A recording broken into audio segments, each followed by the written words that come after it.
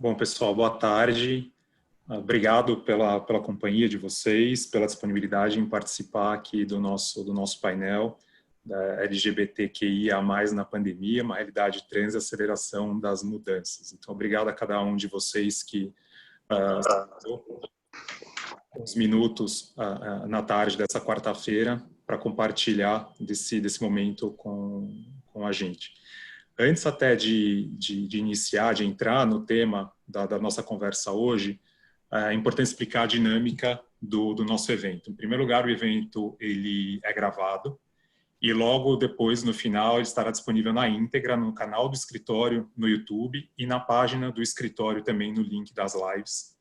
Os microfones de vocês que nos assistem e as câmeras estão desligadas e o chat desabilitado. Então, caso vocês eventualmente tenham perguntas a fazer, vocês podem mandar para a gente pelo Q&A. Essas perguntas elas ficam ocultas até que sejam respondidas, ou então aguardar para colocar as perguntas de vocês nos últimos 10 minutos do nosso bate-papo. Se eventualmente, como o tema é extenso, temos muitos assuntos e tudo mais, e o tempo ele é relativamente curto, caso eventualmente não dê tempo de responder todas as perguntas, a nossa intenção é responder posteriormente por e-mail. Então, tome o cuidado, por favor, de encaminhar essas perguntas com o endereço de e-mail de vocês. Tá bom? Iniciando, então, aqui o nosso bate-papo hoje sobre o assunto. Em primeiro lugar, compartilhar com todos vocês que no início desse mês de junho, o escritório foi premiado mais uma vez pelo Guia Exame de Diversidade, né, pelo segundo ano consecutivo. O ano passado nós fomos eleitos os melhores na categoria Pequenas e Médias Empresas. Esse ano o escritório ganhou como melhor empresa em serviços jurídicos, essa é uma nova categoria que foi incluída agora em 2020, que nos honra, na verdade, por dois motivos. O primeiro deles é o reconhecimento do prêmio, que é fruto de um trabalho de conscientização constante dos nossos colaboradores, parceiros e clientes, bem como da seriedade e importância que o tema tem para nós aqui no Trend.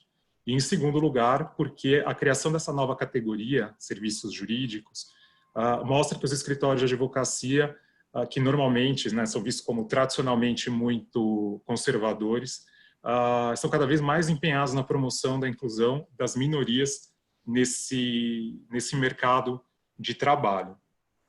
Então, muito nesse sentido, além dos esforços habituais pela inclusão, o contexto dessa pandemia, pelo novo coronavírus, que já não é tão novo assim, traz a preocupação de como mitigar os efeitos dessa pandemia para a população LGBTQIA+, que é uma das mais vulneráveis e mais afetadas. E também como a conscientização e a empatia, catalisadas por esses tempos difíceis que estamos vivendo, podem servir para acelerar as mudanças na inclusão dessa população LGBTIA+, no mercado de trabalho, especialmente no que diz respeito às pessoas trans.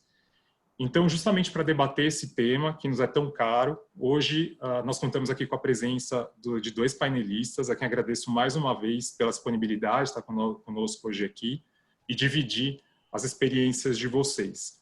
Então, hoje nós temos aqui a Gabriela Augusto, que é diretora e fundadora da Transcendemos Consultoria.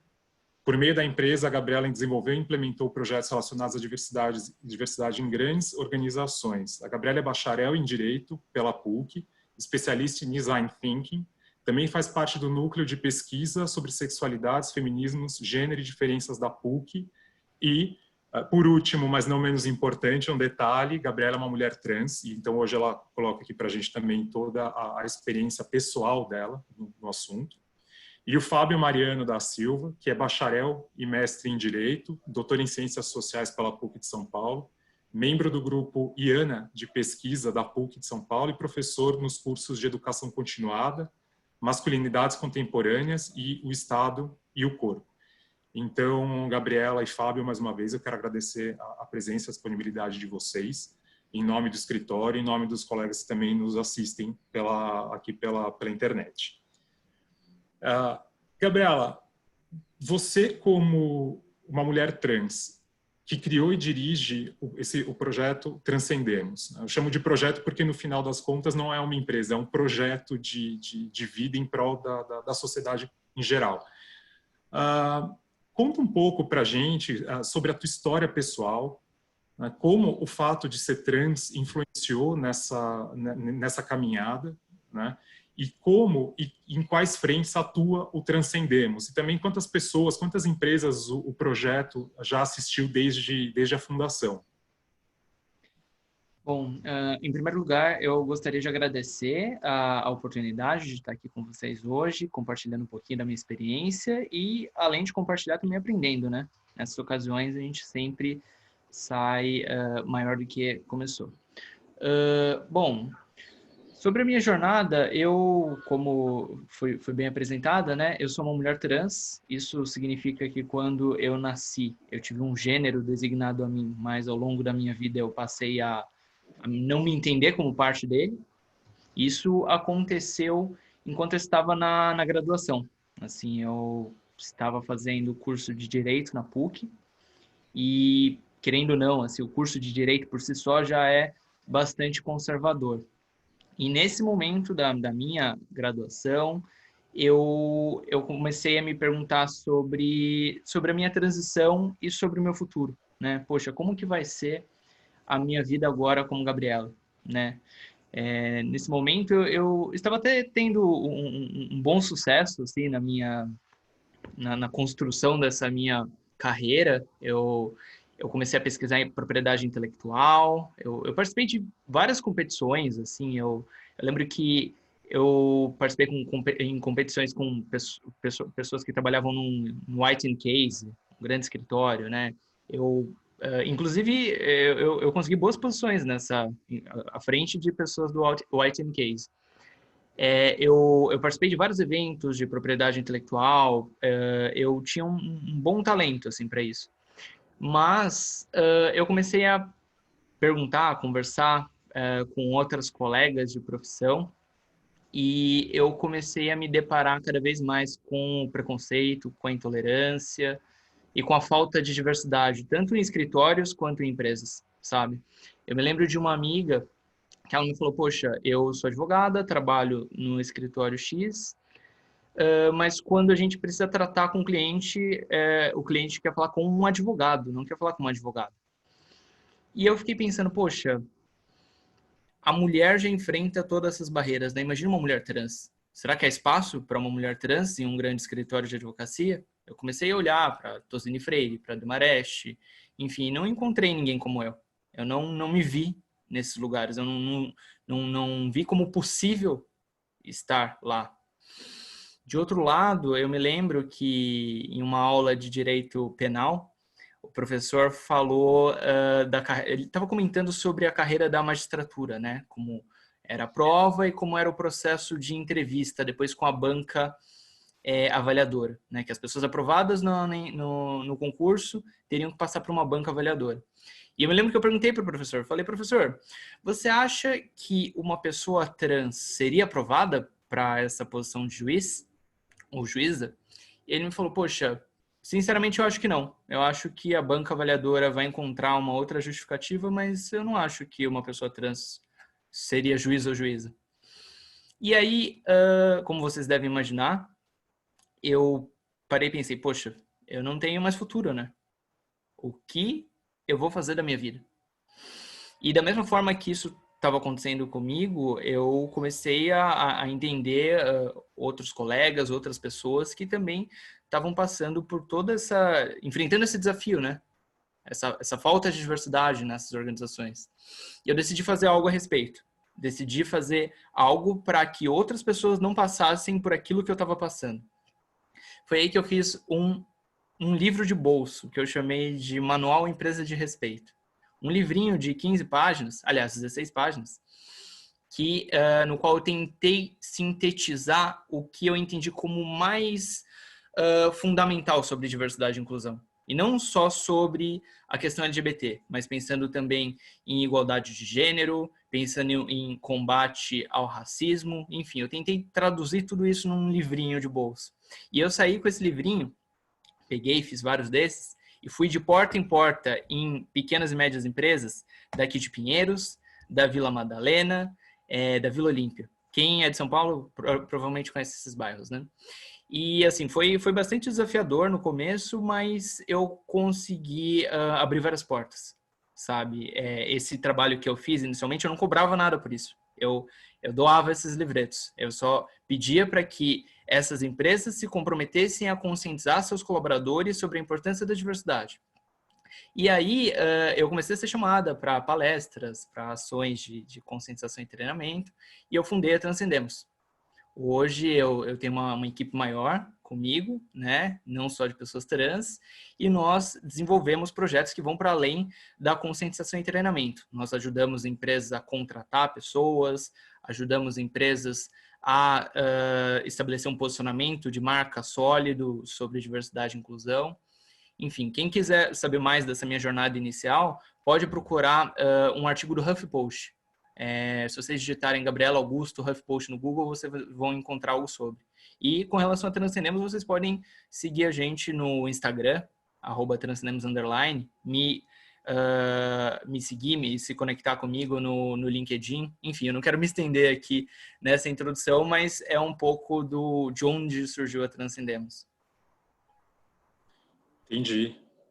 Já é difícil, né? Fico imaginando também como não foi para você dentro da faculdade de Direito ouvir de um professor que muito provavelmente a banca avaliadora não aceitaria uma mulher trans, um homem trans, ou enfim, qualquer outra pessoa que não seguisse aquele padrão heteronormativo, mas que bom que também você não encarou isso como uma derrota, e foi a luta. E eu acho que isso que é importante.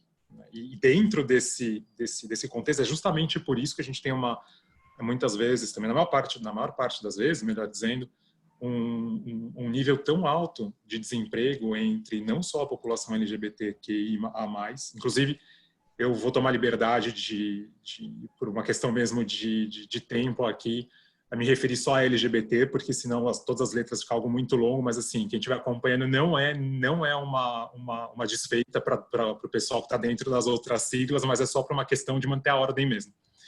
Então, justamente, Gabriela, dentro desse conceito que você trouxe, dessa questão dos problemas de empregabilidade mesmo, agora eu pergunto para o Fábio, que é uma referência acadêmica quando o assunto é sexualidade das minorias, com alguns estudos publicados, e o mais marcante, na minha opinião, é um que trata sobre a estrutura do ódio a travestis e transexuais no Brasil, que eu acho que isso também explica bastante toda essa dificuldade que as pessoas trans têm, especialmente para o mercado de trabalho. Do seu ponto de vista, Fábio, como esse comportamento, né, esse ódio e esse preconceito estruturais contra travestis e transexuais contribui para esses altos índices de desemprego e violência entre a população LGBT, né, também especialmente aqui trans, dentro, né, desse contexto do isolamento social que a gente vive em decorrência do Covid-19?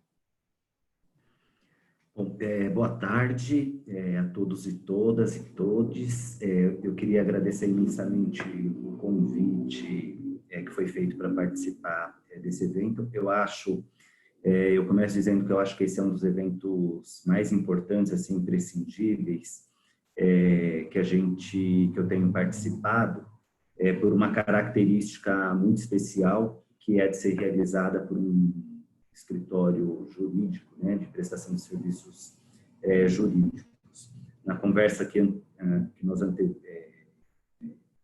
anterior ao início aqui desse evento, a gente falava um pouco da posição do escritório em relação ao mercado, e eu acho que é importante destacar que um escritório, e do ponto de vista das pesquisas que têm sido feitas, escritórios, empresas, que fazem pactos em torno de alianças LGBT, que valorizam a questão de gênero, a questão racial, eles têm tido um destaque no mercado.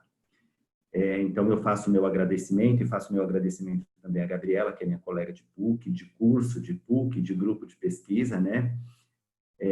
Para dizer que a minha experiência para estudar a estrutura do ódio, e eu dedico, inclusive, a minha fala aqui a uma travesti que faleceu ontem, vítima do Covid, Amanda Marfri, que era uma amiga. Eu tive a oportunidade de ser professor dela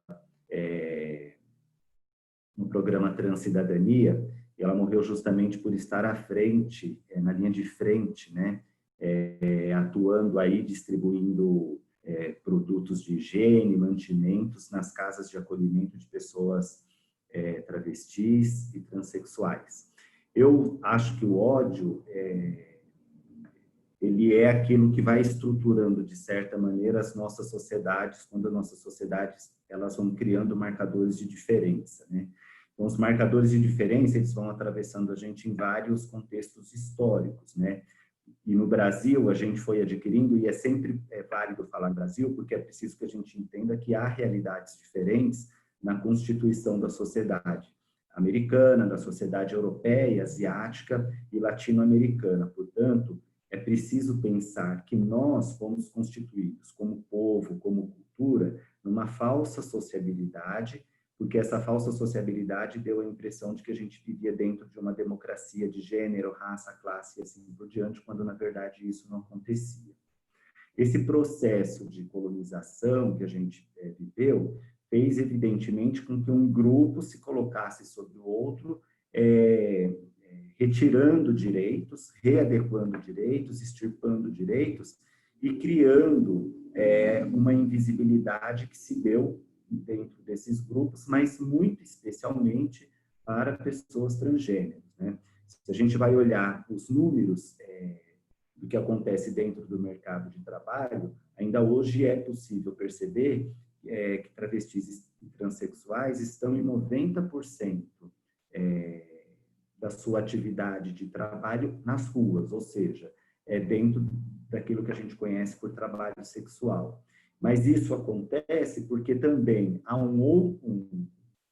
quando se estrutura o ódio, você vai alijando essas pessoas e você vai criando uma estrutura de vulnerabilidade que vai fazer com que essas pessoas não tenham acesso ao mercado de trabalho. Mas antes de não estarem no mercado de trabalho, elas também não vão estar no campo da educação, no campo da família, porque, em média, são expulsas com 13 anos de casa. Então, tudo isso vai fazendo, quando eu falo dessa estrutura do ódio, eu estou falando de uma estrutura que vai precarizando LGBTQIA+, e eu também vou tomar a liberdade de falar LGBTs aqui como você, mas abarcando todas essas dissidências, que, de certa forma, invisibilizam certos grupos, da qual a gente raramente fala, mas da qual travestis e transexuais têm sido, na ponta, o grupo mais prejudicado na falta de acesso.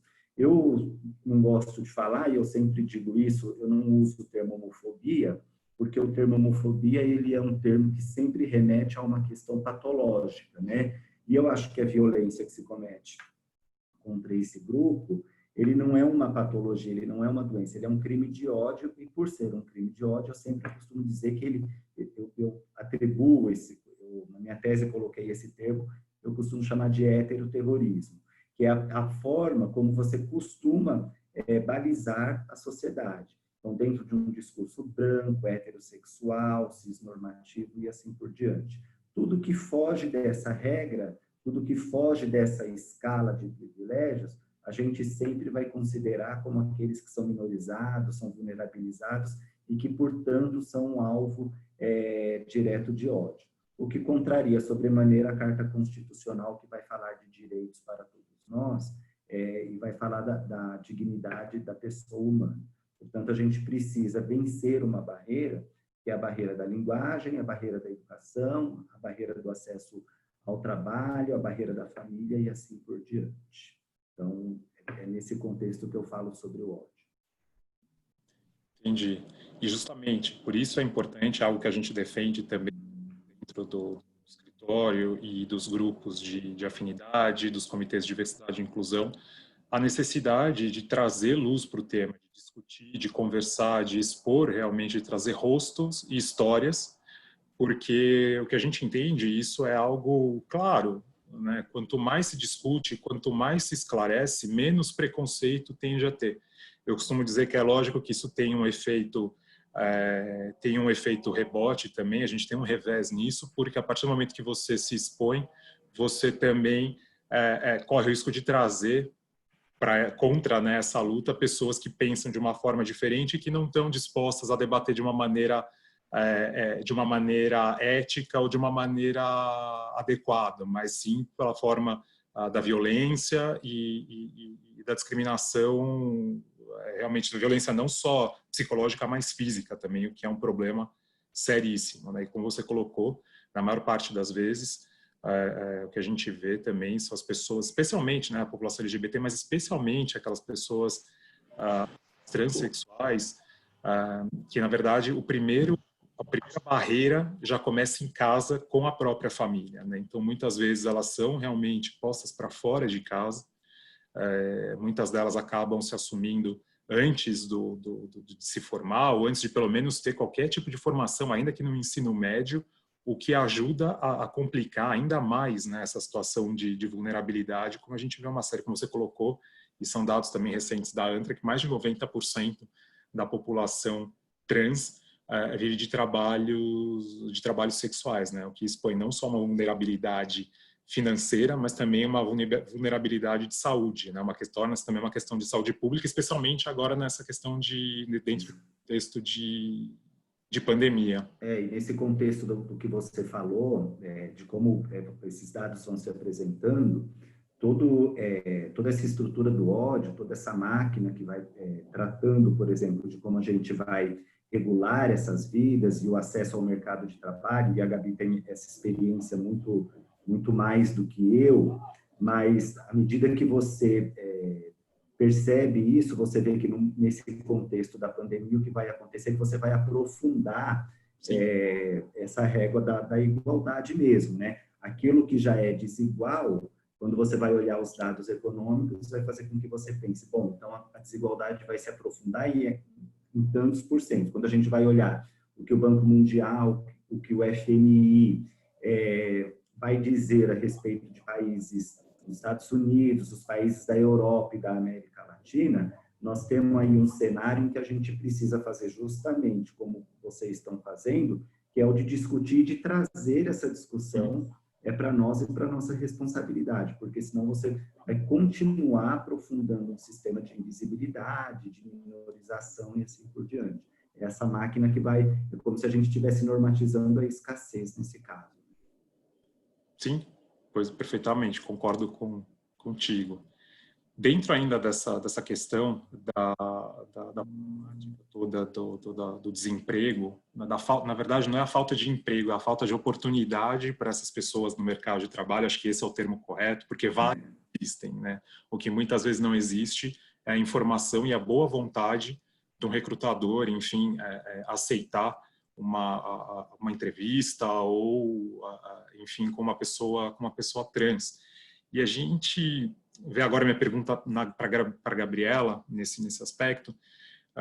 Ultimamente, nos últimos dias, tem sido publicados uma série de estudos e pesquisas que apontam, finalmente, né, algumas pesquisas, muito a gente tem visto da recuperação econômica, então uma questão econômica, questão de saúde, mas muito pouco até então vem sendo falado, ou pelo menos até a semana passada vinha se falando sobre essa questão LGBT no contexto da pandemia. Mas esses estudos, essas pesquisas, eles apontam que a população LGBT é, de fato, uma das mais afetadas, tanto financeira quanto psicologicamente, por conta dessa loucura dessa pandemia. Então, por exemplo, um estudo preliminar divulgado pelo Unicamp, foi um estudo preparado pelo Unicamp, pela Universidade Federal de Minas Gerais e publicado preliminarmente, mostra que 21,6% dos entrevistados da população LGBTI estão desempregados, 26,1%, ao passo que o índice total no Brasil é de 12,2%. Então, a gente tem um pouco menos do dobro da população LGBT desempregada. E trazendo também uma visão, né, por exemplo, pelo lado dos Estados Unidos, também uma pesquisa recente da Human Rights Campaign afirma que 30% da população LGBTI teve redução de jornada, enquanto essa mesma redução só atinge 20% das pessoas heterossexuais, né? Então, Gabriela, desde o início, você que coordena, enfim, o Transcendemos, desde o início dessa loucura, repito, de pandemia, você notou quais são as maiores carências que você tem notado das pessoas, enfim, LGBT com quem você tem conversado, aquelas que você tem, inclusive, trazido dentro do projeto Transcendemos, e como você acredita que a sociedade civil, no geral, né, pode ajudar a diminuir, a reduzir ainda mais toda essa problemática com relação à falta de oportunidades de empregos?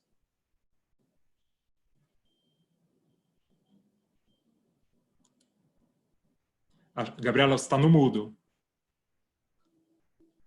Nossa, eu estava me policiando para não esquecer disso e acabei esquecendo.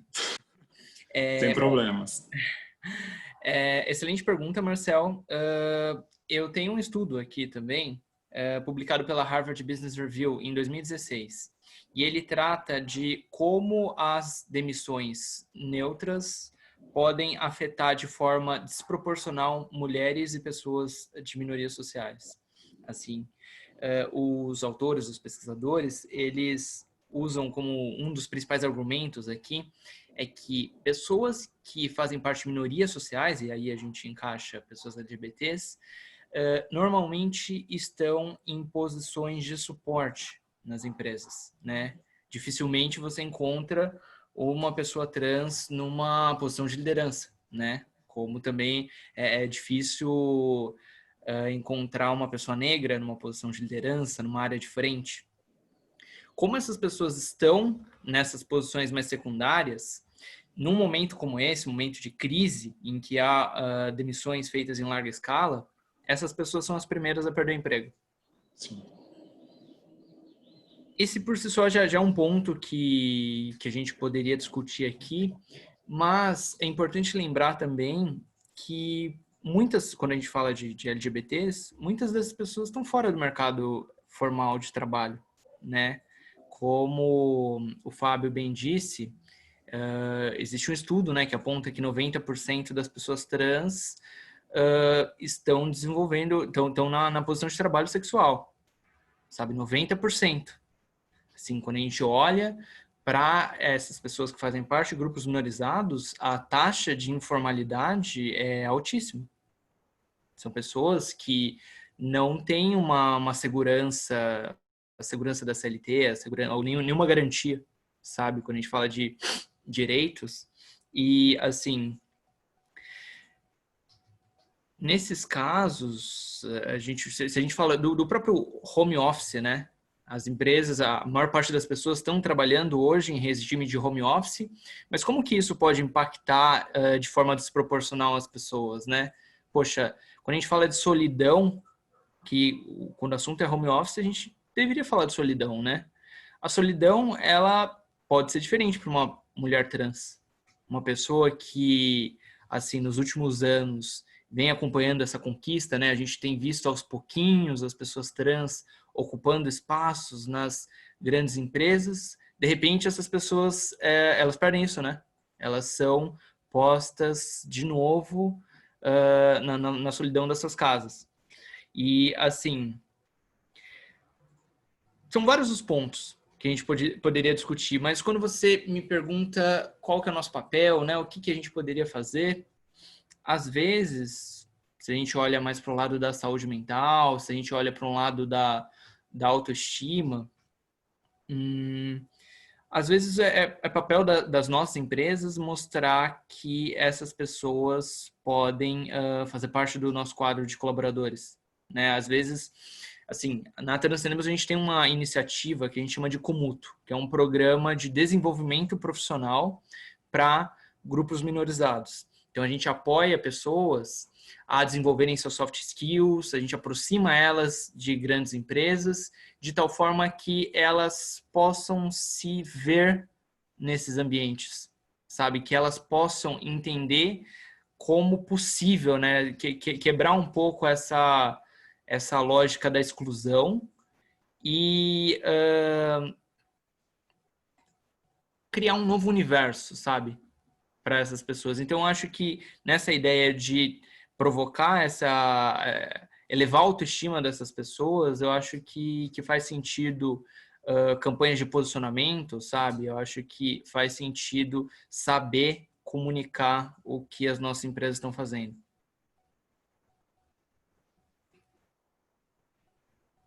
Acho que você tá no mudo, Marcel. Agora é você, hein? Olha lá, 1-1. Antes até, é interessante esse ponto, Gabriel, a gente sempre pensa, né, quando, pelo menos no primeiro momento, quando a gente fala dessa questão da empregabilidade trans, e você trouxe agora também esse item importante que eu não tinha me atentado, da questão do home office.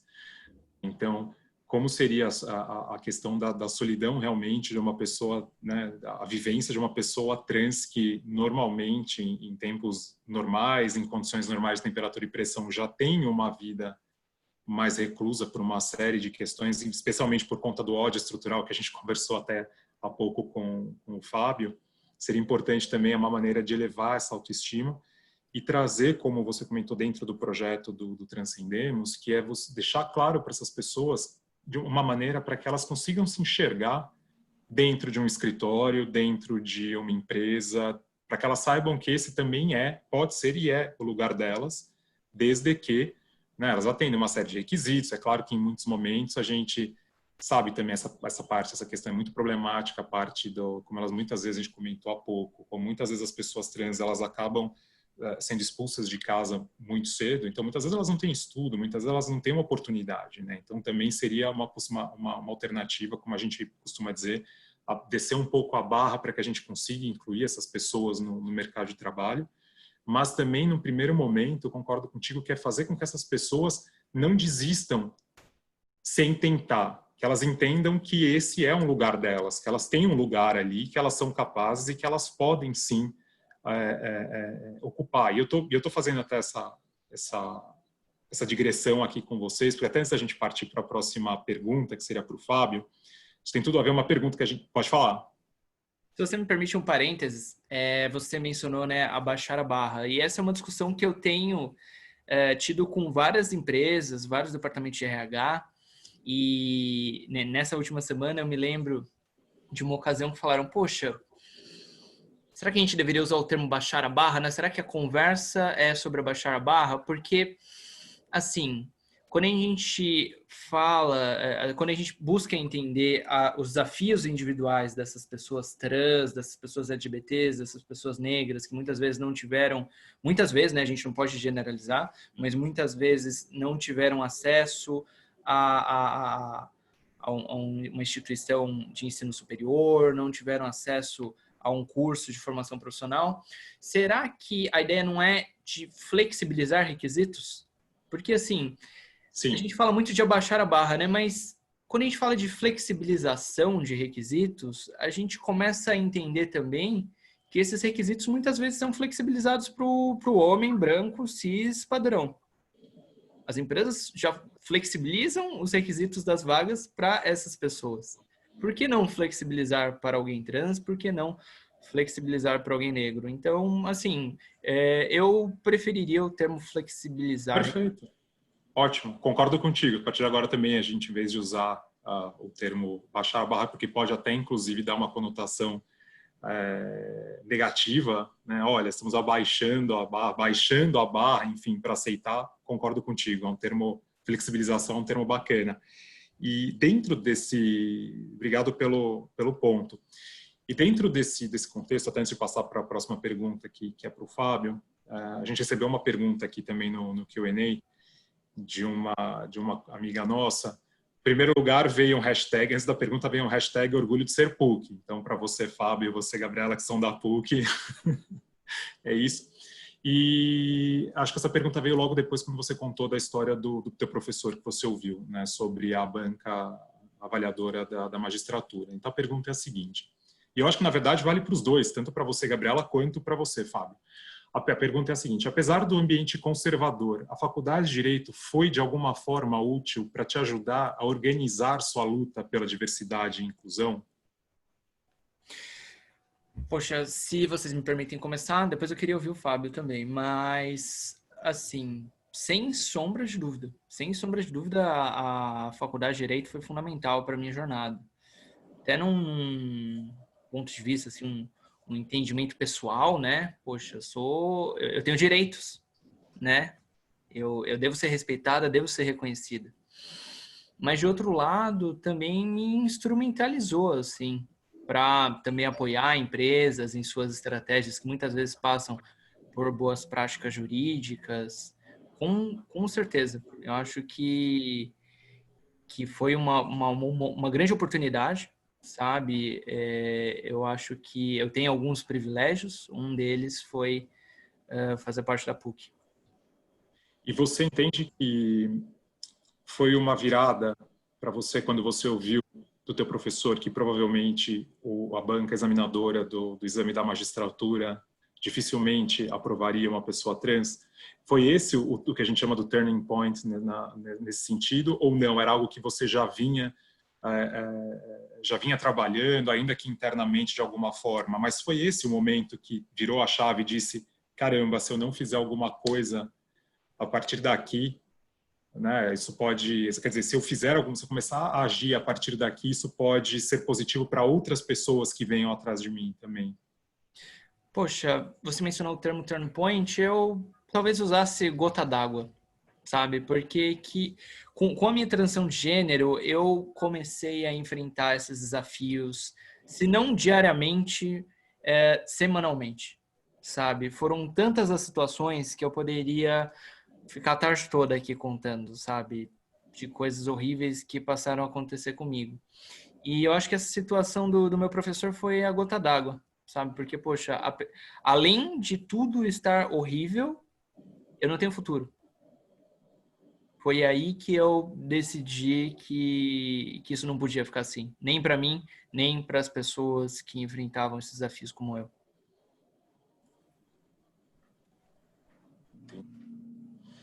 É pesado, é bem forte. Eu vou aproveitar, vou pegar o gancho aqui da Gabriela, respondendo essa pergunta, para dizer que tem uma pequena diferença. Se você diz assim, dentro de um ambiente conservador, a PUC foi fundamental nessa luta, eu diria que a PUC me ajudou muito, mas eu também ajudei muito a PUC. Eu sempre eu sempre dou esse retorno. Por quê?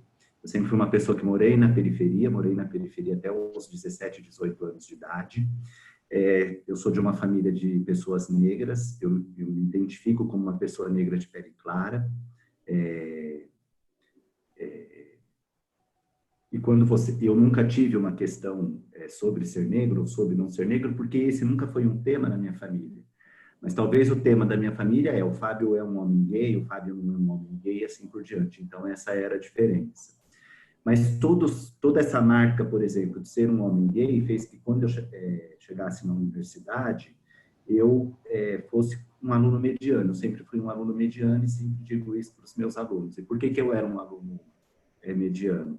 Porque de tantas pessoas falarem, a sua voz é assim, fala direito, fala mais grosso, aja como um homem, não seja mulherzinha, não seja isso, não seja aquilo. Quando eu cheguei na universidade, eu tinha uma coisa inconsciente tão marcada em mim, que a primeira coisa que eu me negava a fazer era falar, porque eu não queria ninguém me corrigindo dentro daquele espaço. Mas é evidente que dentro de um espaço conservador, e aí essa pergunta eu acho que é uma pergunta muito pertinente, porque eu e a Gabi, nós vivemos momentos distintos da universidade, da graduação. Eu me formei em 2001, né? A Gabi se formou mais recentemente, fez outros cursos e tal. Mas neste lapso de tempo, muita coisa mudou. Eu fui uma pessoa que fui falar em público com 29 anos. A primeira vez que eu falei em público mesmo foi no dia da minha dissertação de mestrado, porque as pessoas descobriram a data do meu mestrado e queriam ir lá assistir, foram assistir, e eu tive que ficar numa posição em que eu só olhava para a banca, porque se eu olhasse para as pessoas eu não ia conseguir fazer a minha apresentação, ou seja, essa é uma marca, é aquilo que a gente vai chamar da marca da injúria que vai pegar. Então, dentro de um ambiente conservador, eu sempre digo o seguinte, a PUC me ajudou, mas eu também ajudei muito a PUC, porque nesse meio tempo, a PUC ela tentou me embranquecer, ela tentou me deixar mais hétero, ela tentou, sabe, ela foi fazendo, ela foi me moldando. E até você se dar conta de que você não é aquilo, ou de que você não pode performar desse jeito, porque também você chega uma hora que vai acontecer o que aconteceu comigo na pós-graduação, você não vai mais falar, você não vai mais agir, você não vai mais criar espaços de sociabilidade, isso vai fazer com que a sua vida mude completamente. Hoje nós temos uma outra PUC, inclusive porque nós temos uma gestão que é uma gestão que implantou cotas, e a gente tinha uma discussão aqui de cotas, que eu acho que é um termo questionável, então, implantou políticas afirmativas para inserção de pessoas negras dentro do pós-graduação, está implantando na graduação, a PUC tem um banheiro unissex, a despeito de ser uma universidade confessional, ou seja, tudo isso também é um ambiente que vai propiciar com que você possa se desenvolver. E daí eu vou falar isso dizendo, à medida que os direitos vão avançando no Brasil, as instituições elas também precisam reportar esses avanços nos seus ambientes internos. Na PUC, por exemplo, eu tive uma professora que dizia o seguinte: é um absurdo que um juiz seja homossexual. Um juiz não pode ser homossexual. E eu, das poucas vezes que eu me manifestei, eu falei, mas por que ele não pode? E qual era a visão que ela tinha? Ela dizia o seguinte na sala de aula: o professor não pode vir aqui dar aula de terno e gravata e no final de semana tá de sainha numa boate. Qual era a visão? Qual era o desenho que ela fazia a respeito de um homem gay ou de uma mulher lésbica ou de uma pessoa trans dentro da universidade? Sempre dentro daquela linguagem que é a linguagem moral da perversidade. Então, você também vai criando ódio quando você embute por aí. Então, essa pergunta, eu acho que ela é muito pertinente e ela marca uma coisa que eu sempre digo. A PUC, num ambiente, no curso de Direito, me ajudou muito, me deu muitos instrumentos. Mas dentro desse ambiente, com a militância, que era uma militância que eu já fazia dentro da minha família, com a minha mãe, com as minhas tias, eu ajudei também bastante a PUC. Então, foi uma via de mão dupla. Bacana. E dentro dessa linha, né, dos entraves, como você comentou, né, tudo começou desde a época da escola, quando, por exemplo, as pessoas pediam para você falar assim ou assado, para você agir de uma certa forma que elas entendiam que era a maneira correta pela qual você deveria se comportar. Além desses entraves, vamos chamar assim, morais, né, Fábio, quais seriam os outros que, na tua opinião, hoje em dia, são os maiores entraves? Para o reconhecimento legal, e agora, Fábio, com os dois chapéus, o chapéu do advogado, do bacharel e mestre em Direito e do doutor em Ciências Sociais. Quais seriam os maiores entraves para o reconhecimento legal dos direitos da população LGBT, né? E os maiores entraves para a criação e mais ainda do que a criação, a implementação dessas políticas públicas de segurança e de saúde, que se tornaram agora mais necessárias ainda durante a pandemia? Eu sempre acho, e vou dizer aqui o seguinte, então eu vou dar já que você me deu dois chapéus, eu vou usar e abusar dos dois. Eu vou dizer para você que... Fica à vontade. Que como aquele que saiu dos bancos da Faculdade de Direito, o Estado brasileiro, quando você vai olhar do ponto de vista normativo, ele é um Estado que tem uma série de direitos e que vem avançando nesses direitos. Eu posso considerar que eles são direitos tardios, mas eles estão aparecendo.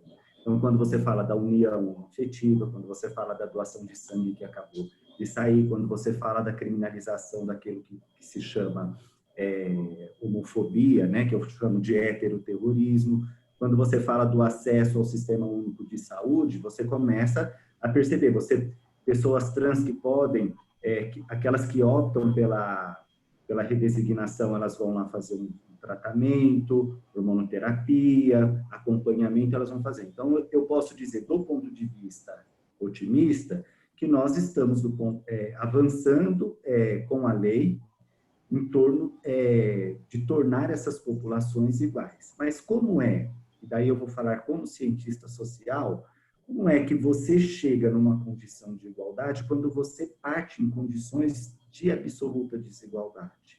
E é importante que a gente pense isso. Quando você não tem acesso, por exemplo, a uma moradia, quando você não tem acesso ao mercado de trabalho, quando você não tem acesso aos bancos escolares, você vai falar, então, ao invés de baixar a régua, você vai falar de flexibilização, mas você precisa pensar em que condições essas pessoas chegaram, porque as condições não foram dadas.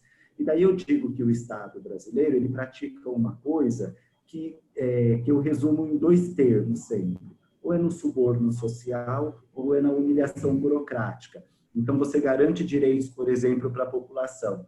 Então você diz para o homem trans que ele fez lá a retificação do nome. não precisa de laudo, você não precisa ter feito a redesignação, basta que você faça. Daí o juiz, que é um juiz muito moralista, vai fundamentar o seguinte: eu concedo a retificação do nome, mas eu vou mandar averbar na certidão, no verso da certidão, o nome que foi dado pela família. Ou seja, isso é uma humilhação burocrática, porque você tem um direito, o Estado brasileiro te garante esse direito, mas efetivamente a política não foi implantada porque o juiz ainda considerou que você precisa averbar. Ou, no caso de homens trans, que optam por ter filhos. Porque daí você tem filhos, quando você chega no Sistema Único de Saúde, que é de garantia universal para todo e toda brasileira, eles vão dizer o seguinte: você não pode fazer pré-natal porque homens não engravidam. Ou seja, você vai criando descompassos que vai fazendo com que você sempre tenha que correr dentro do Estado atrás de novos direitos, porque o Estado nunca consegue pensar um sujeito político, uma identidade política, dentro da sua totalidade. Então, se você pergunta do ponto de vista do advogado, eu vou dizer assim: o Estado brasileiro está indo uma maravilha porque nós estamos conseguindo avançar em tais direitos. Mas se você vai perguntar do ponto de vista do sociólogo, eu vou falar: não, nós não estamos avançando porque nós ainda praticamos uma coisa que é o suborno social e a humilhação burocrática. Isso vai fazer com que as pessoas sejam cansadas. Qual é o maior exemplo? Eu comecei esse encontro, esse diálogo que nós travamos aqui falando da Amanda Marfrig, né? A Amanda, quando ela chegou no programa Transcidadania, ela não tinha condições de estudo, foi fazer os estudos dela. Então, ela foi, estudou, foi se capacitando, foi fazendo uma série de capacitações, foi atuando em várias frentes a favor da população de pessoas transgêneras. No entanto, ela estava na linha de frente da pandemia. Era ela que devia estar na linha de frente da pandemia, e eu estou dizendo isso não por tratar de uma política de esquerda ou de direita. Estou falando que, do ponto de vista da política pública, o Estado deveria dar condições para que ela cumprisse o seu isolamento social e todas as outras populações fossem atendidas nas suas demandas. Então, a gente sempre corre esse risco, que eu acho que é uma linha muito tênue. E daí tem um autor famoso, que é o Fanon, que eu sempre uso para dizer o seguinte: o Fanon sempre fala assim: nós desconfiamos do otimismo. Então, nós estamos avançando, mas é preciso desconfiar do otimismo, porque senão a gente corre o risco de estacionar. E sobre a empregabilidade que a Gabi falou também, e que vocês colocaram também sobre essa flexibilização, é preciso tomar cuidado com um termo, né, que é um termo do mercado, que se usa muito, que é o teto de vidro, né? Porque o teto de vidro vai fazer com que você chegue ali e você tenha a impressão de que você vai passar, mas tem sempre um vidro em que você vê, mas você não consegue ultrapassar. Então, eu acho que nesse aspecto, quando o escritório, né, como a gente estava conversando antes, sobre cota, e eu sempre prefiro política afirmativa, fala de uma cultura inclusiva, é preciso quebrar, romper esse vidro para que se avance. Entendi. Isso é bem importante. Então, essa questão, ou seja, a gente, como você comentou, né, embora nós tenhamos, não são nem leis, né, são decisões judiciais, especialmente do Supremo Tribunal Federal, que permitem a união entre pessoas do mesmo sexo. É uma decisão do Supremo que obriga a Anvisa a aceitar a doação de sangue de homens gays ou homens que fazem sexo com outros homens. É uma decisão do STF e não uma lei que diz que a homofobia, como você também não gosta de chamar, mas se você substitui por heteroterrorismo, seria, na verdade, um crime análogo ao do racismo, mas nunca é uma lei propriamente dita. E isso, talvez, em decorrência de todo esse histórico que até mesmo, como você colocou, do ódio, o moralismo, que você trata tão bem no teu artigo, que sejam, que impeçam mesmo que a gente siga adiante. Ou seja, temos as decisões, mas é o que você falou, isso vai funcionando? Vai. Não é a melhor forma de acontecer, mas que bom que a gente vai avançando do ponto de vista legal. Porque no fundo, quando você está colocando isso, eu estou aqui pensando: por que é que nós temos um país que tem uma das constituições mais avançadas do mundo, daquela que se discutiu exaustivamente a questão dos direitos fundamentais e da dignidade da pessoa humana, e, no entanto, quando esse direito é garantido, é preciso que o Supremo interfira? entendeu? Então, quer dizer, nós estamos criando aí um meio de campo, que é um meio de campo em que você vai praticando o suborno social, porque você dá a lei, mas daí a pessoa vai precisar correr atrás de outros mecanismos, se utilizar de outros mecanismos para ter o direito garantido. Suborno social e a humilhação burocrática. Achei bacana também, e é verdade, porque é uma humilhação, de fato. Bom, como a gente já está chegando próximo também, próximos aqui ao final do nosso tempo, eu quero ouvir também de vocês, nós queremos ouvir Gabriela e Fábio, na opinião de vocês, quais são os maiores desafios da comunidade LGBT pós-pandemia e qual a recomendação de cada um, né, qual a recomendação que vocês dão para cada um dos nossos amigos, nossos clientes que assistem, para a geração, ou conforme o caso, da manutenção das vagas de emprego para as pessoas dessa comunidade LGBT. Fábio, Gabriel, poderia começar ou eu começo? Pode, por favor. Pode falar, Gabriela, eu falei bastante agora. Bom, sobre desafios para a comunidade LGBT, são vários, né? São vários. Mas talvez nessa nossa conversa nós devêssemos focar na empregabilidade, né? Sim. Porque no momento de crise financeira, dessa pandemia, de todo esse cenário que nós estamos vivendo, eu acho que é aí que dói mais, né? Você não conseguir recursos mínimos para sua subsistência. Eu, assim, tendo em vista esse grande desafio da empregabilidade, o que eu diria para os nossos ouvintes e para as nossas ouvintes é que, assim, não existe uma receita universalmente aplicável a qualquer empresa, qualquer organização, qualquer outro escritório de advocacia, né? Eu não acho que há uma solução one fits all. Mas, de toda forma, eu acho que todo esse trabalho passa por conscientização e treinamento, né? E quando eu falo conscientização e treinamento, eu acho que hoje o que nós estamos fazendo aqui é um pouco disso, né? Parando para conversar sobre. As pessoas precisam ouvir mais ouvir mais essas demandas, se inteirar mais desses desafios, para entenderem o real valor da diversidade. Que assim, quando a gente fala de diversidade, quando a gente fala de diversidade e inclusão, a gente olha para um aspecto que está relacionado à responsabilidade social, né? Que tem a ver com construir uma sociedade mais justa e menos desigual. Mas, de outro lado, isso também é um assunto estratégico para as empresas, né? Acho que grande parte das pessoas aqui deve conhecer um relatório muito importante sobre diversidade nas organizações, publicado pela McKinsey, que é uma grande consultoria, não de diversidade, uma consultoria de assuntos gerais. A McKinsey publicou um relatório chamado Why Diversity Matters, em 2015. Nesse relatório, eles apontaram o valor da diversidade para os negócios, que assim, empresas que tinham mais diversidade de gênero e diversidade racial, elas tinham uma maior probabilidade de performar melhor financeiramente. Em 2017 ou 2018, não me recordo ao certo, a McKinsey publicou um segundo relatório, que eu acho que é Delivering Through Diversity. Algo assim, vocês podem procurar no Google.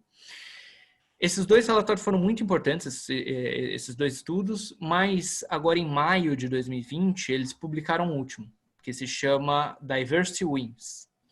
Nesse relatório, a McKinsey aponta que diversidade é mais importante do que nunca. Sob esse cenário de crise, sob esse cenário de pandemia, as empresas precisam das melhores pessoas nas suas equipes. Precisam de equipes mais resilientes, equipes mais eficientes. Equipes que sejam capazes de tomar as melhores decisões. Porque agora é o momento. É o momento de, assim, se a gente for parar para pensar, muitas empresas não vão sobreviver a esse cenário de desafio que a gente está enfrentando. Então, assim, se nós queremos as melhores pessoas nas nossas equipes e se nós queremos tomar as melhores decisões, diversidade e inclusão são a chave. E quando a gente fala de diversidade e inclusão também, acho que é importante ressaltar, a diferença desses dois conceitos. Assim, eu entendo que diversidade está relacionado a aspectos demográficos, sabe? Quando a gente fala de diversidade, a gente fala em quantas pessoas negras nós temos na nossa organização, quantas pessoas LGBTs, quantas mulheres. De outro lado, quando a gente fala de inclusão, a gente fala da experiência que essas pessoas têm com a nossa empresa. Se essas pessoas estão se sentindo pertencidas, se essas pessoas têm igualdade de oportunidades, se essas pessoas têm possibilidade de aprendizado e de evolução. Então, quando a gente está discutindo esse assunto, a gente tem que pensar em recrutar pessoas, trazê-las para os nossos times, né? A gente precisa de diversidade, mas de outro lado, a gente precisa incluí-las, a gente precisa que elas tenham uma boa experiência com a nossa empresa, independentemente de características como orientação sexual, identidade de gênero e etnia. E assim, conscientização e treinamento, recrutamento, cuidar para que essas pessoas se desenvolvam dentro das empresas, enfim. Eu acho que se vocês quiserem algum material adicional, eu e minha equipe, nós temos nos esforçado para sempre estar postando tanto pelo nosso Instagram, @transcendemos_, como também pelo LinkedIn. O importante é só ter em mente que todo mundo tem um papel nessa construção, né? As pessoas não precisam ser LGBTs para se tornarem aliados na luta contra a LGBTfobia. As pessoas não precisam ser negras para se aliarem na luta contra o racismo. Todo mundo tem um papel e todas as organizações também têm uma importância. Eu tenho certeza que se todos aqui fizerem um pouquinho, nós vamos construir esse futuro mais justo e mais igualitário. Bacana, obrigado. Fábio? Acho que a Gabriela já deu uma pista, né, de que a gente não tem uma fórmula mágica para uma pergunta como essa. Eu acho que são muitos fatores, né? A gente é atravessado pela história, pela cultura, pela economia e assim por diante. Então, isso sempre dificulta essa matemática, que é a matemática da inclusão, né? Eu sempre gosto também de falar que é preciso uma prática, mas uma prática do cotidiano, de solidariedade, de empatia, lembrando sempre que como a empatia é algo pessoal, que parte da gente, às vezes ela está muito relacionada ao outro, mas não ao todo.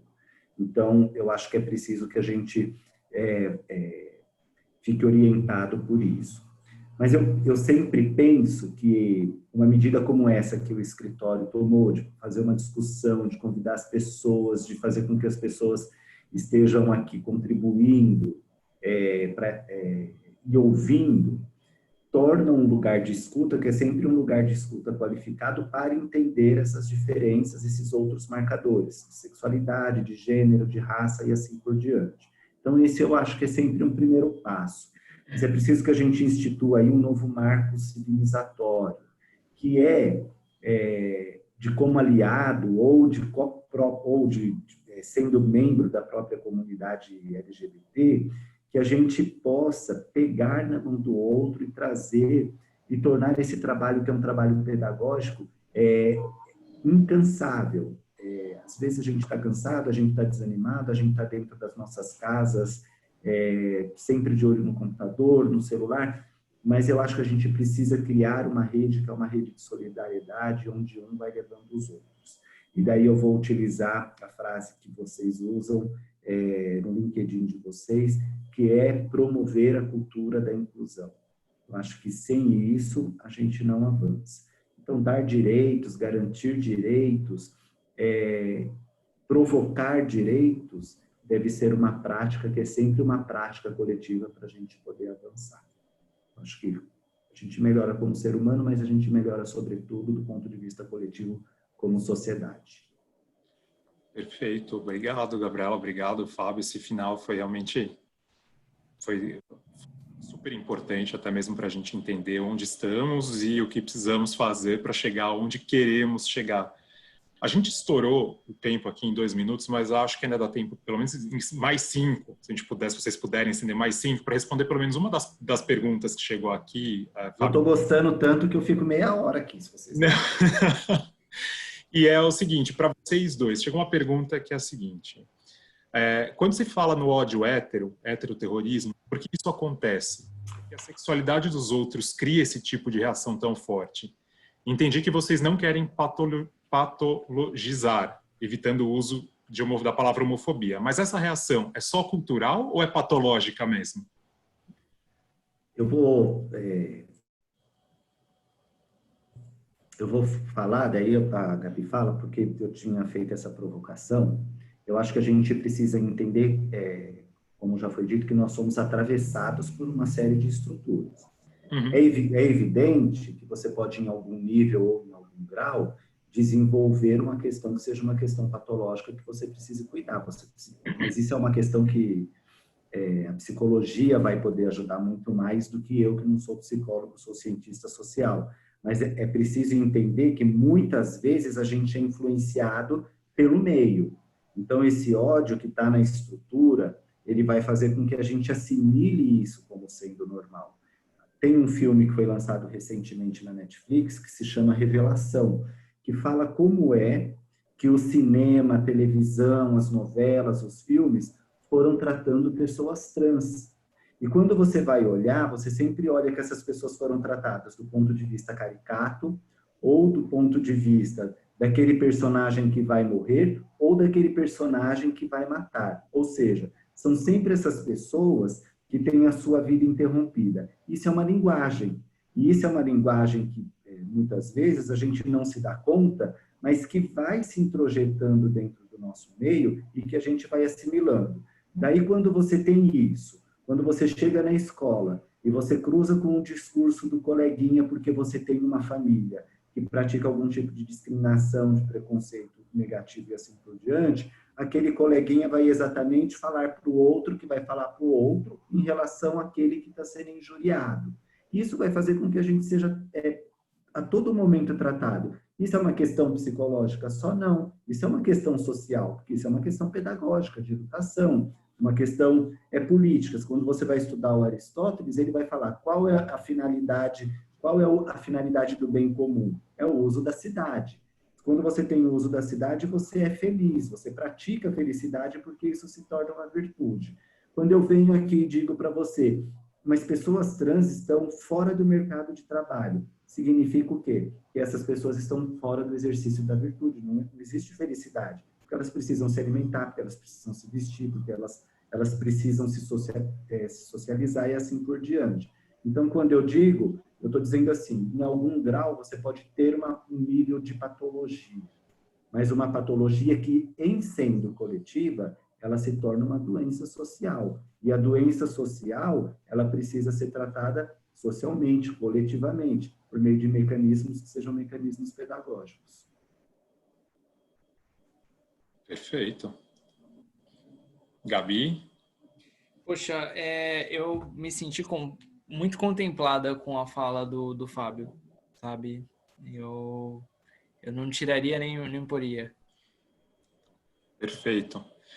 Bom, pessoal, só me resta agora aqui nesse finalzinho agradecer de novo a disponibilidade de vocês dois por esse debate que foi super rico. A gente já tem recebido aqui uma série de elogios também na forma de Q&A. Muito obrigado mesmo, e obrigado a todos que reservaram 1h e pouco da tarde de quarta-feira para acompanhar, para ouvir, e eu tenho certeza que tudo isso que foi conversado, tudo isso que foi exposto, discutido aqui, serve para a construção de uma sociedade igualitária, de uma sociedade melhor, não só para a população LGBT, mas para a sociedade como um todo.